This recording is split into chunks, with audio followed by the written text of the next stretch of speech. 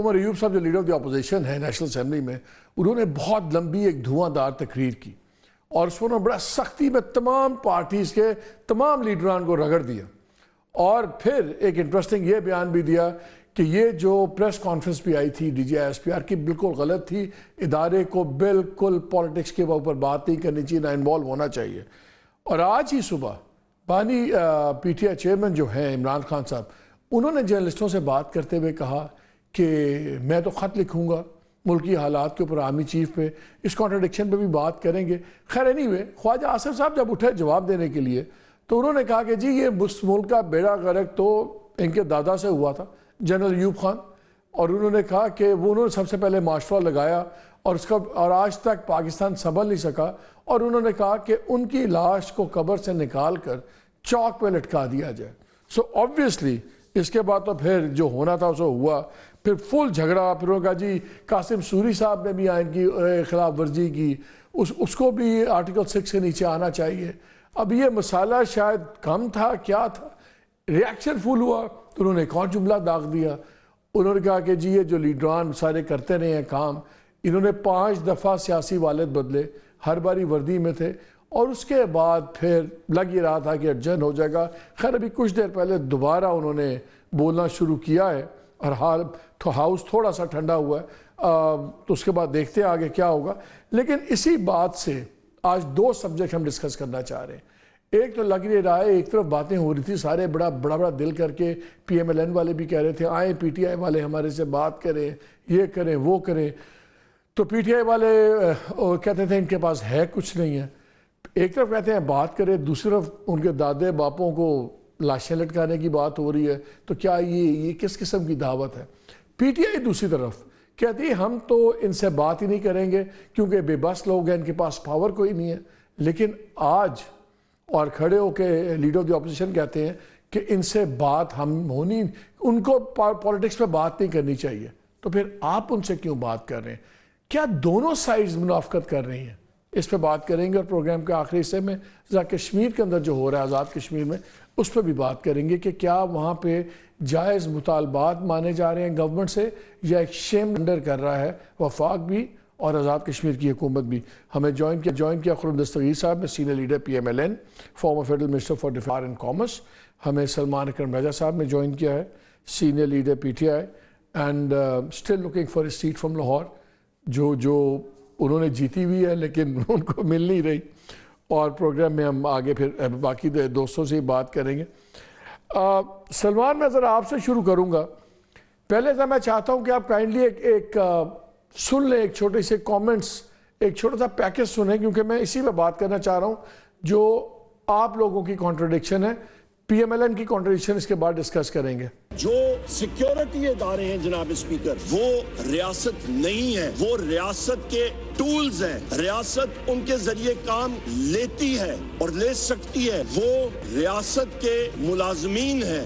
حاکمیت، پہلے پیج پہ آپ کانسٹیٹیوشن کے آ جائیں تو یہاں پہ کلیئرلی لکھا ہوا ہے جناب اسپیکر، حاکمیت جو ہے وہ رب العزت کی ہے اور اس کے بعد پاکستان کی عوام کی۔ لہٰذا جناب اسپیکر، جو سیکیورٹی ادارے ہیں وہ پالیٹکس میں انڈلج نہیں کر سکتے ایز پر دس کانسٹیٹیوشن، اور ان کی یہ پریس کانفرنس ہونی ہی نہیں چاہیے تھی۔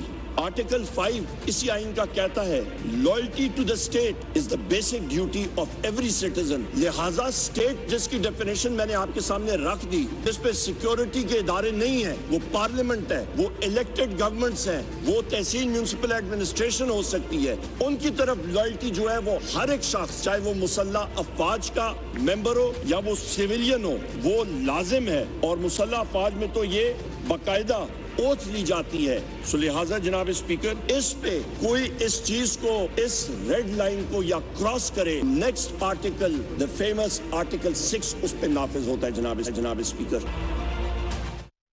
جی سلمان، بڑا الیبریٹلی بات کی ہے عمر ایوب صاحب نے۔ آپ لائر بھی ہیں، کانسٹیٹیوشنلسٹ بھی ہیں، ڈیموکریٹ بھی ہیں، I know how you feel about these things.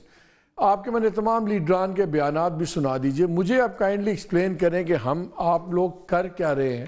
پھر آج ہی میڈیا سے بات کرتے ہوئے عمران خان صاحب نے کہا کہ میں ایک لیٹر لکھوں گا ملکی حالات پہ آرمی چیف کو۔ Where does PTI stand? क्या फौज से बात करना, एक तरफ आर्टिकल 6 लगवा रहे हैं, अगर फौज सियासत पे बात करे तो उस पर आर्टिकल 6, आपके लोग अगर उनसे सियासत पे बात करें तो ठीक, रियासत में यूनियन काउंसिल है लेकिन रियासत के तौर पर लीडरान कहते हैं पावर उनके पास है। हमें ज़रा ये डुप्लिशियस सा लगता है, विद ऑल ड्यू रिस्पेक्ट, ये क्लियर करें कि what does PTI stand for? देखिए, इसमें कोई कॉन्ट्रडिक्शन मुझे तो नज़र नहीं आती। PTI very clearly stands for democracy and for no role of the armed forces in the political process. यानी कि हम बिल्कुल वजाहत से ये समझते हैं और इसकी हम तायीद करते हैं कि मुक़तदरा जिसको कहा जाता है, जो हमारी अस्करी फोर्सेस हैं, उनका हमारे सियासी अमल में कोई रोल नहीं है। आइन इसकी ममानियत करता है, इनका जो हल्फ है जो ये लेते हैं कुरान पाक पे हाथ रख के, वो इसकी ममानियत करता है। लेकिन एक हकीकत है कि ये सब कुछ हो रहा है, ये सब कुछ नया नहीं हो रहा, 70-75 साल से ये सब कुछ हो रहा है। कोई सियासी रास्ता ऐसा नहीं है जिस पे चौकी जो है अस्करी ताकत की मौजूद ना हो। अगर आपको आगे बढ़ना है तो आपको इनसे बात करनी पड़ती है, आपको कहना पड़ता है कि आप ये रास्ता खाली कीजिए, इस रास्ते पे आपका काम नहीं है। तो ये गुफ्तगू तो हम करेंगे। और जो राहें मसदूद की जा रही हैं, जो पाकिस्तान के अवाम को कहा, जो आप बात कर रहे हैं, totally agree with you, ground reality है। इसलिए मुझे समझ नहीं आ रही कि इतना ज़्यादा एलैबोरेट प्रिंसिपल पॉइंटेंट पोजीशन जो ली है आज उमर अयूब साहब ने कि जी बस ये आइदर और वाली बात है, फिर यही तकरीर करते हैं कि देखें रोल होना नहीं चाहिए, मगर यह ज़मीनी हक़ायक़ है, हम इनसे एक बारी बात करके इनका रोल ख़त्म करना चाहते हैं। एक तरफ वो कहते हैं अगर फौजी आपसे बात करे तो उस पर आर्टिकल 6 लगेगा, अगर आप फौजी को सियासी डिबेट में घसीटें तो फिर उसी इन्वर्सली आप पे नहीं लगना चाहिए। ये तो ये मुनाफिकत लगती है ना मुझे। देखिए, नहीं, देखिए, हम घसीट तो नहीं ना रहे, वो तो खुद आके खड़े हुए हैं ना।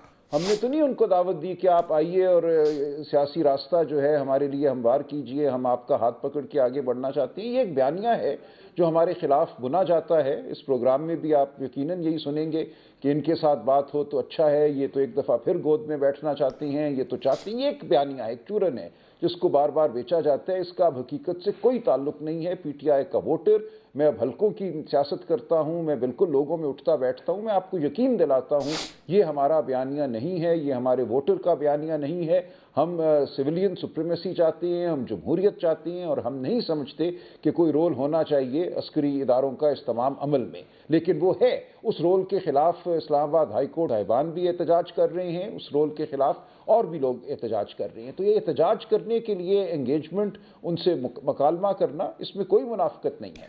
हमारी ख्वाहिश आप कैसे जस्टिफाई करते हैं, आप कैसे जस्टिफाई करते हैं अगर इमरान खान साहब एक तरफ ये कहें कि जो आर्मी चीफ हैं उन पे इल्ज़ाम लगाएं कि ये मुझे और मेरी अहलिया को अगर कुछ हुआ तो ये जिम्मेदार होंगे, उन पे इल्ज़ाम लगाएं कि वो पॉइजनिंग करवा रहे हैं उनकी अहलिया को, और फिर आज वो कह रहे हैं मैं उन्हीं को मुल्की हालात पे ख़त लिखूंगा।